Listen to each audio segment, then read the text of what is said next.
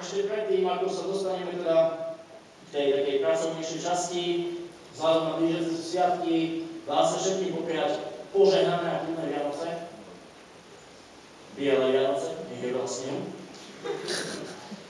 A hlavne chcem povedať, aby sme nezabúdali na to, že Vianoce sú sviatkom narodenia Ježiša Krista.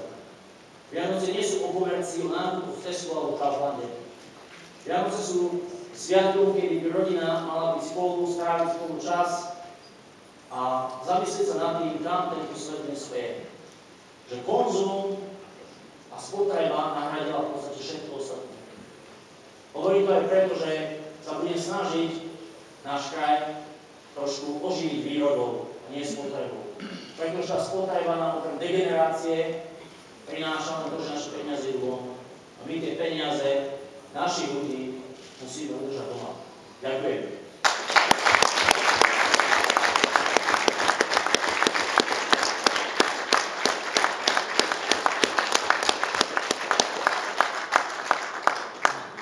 Prejdeme teraz k voľbe návrhovej komisie na prijatie uznesení.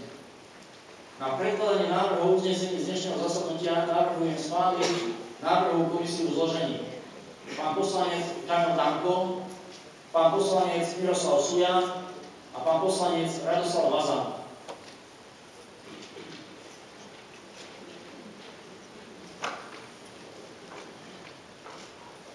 Máte v tomto návrhu niekto nejaké návrhy alebo pozmeňujúce zmeny? Nikto, ďakujem. Tak teda dávam o tomto návrhu hlasovať.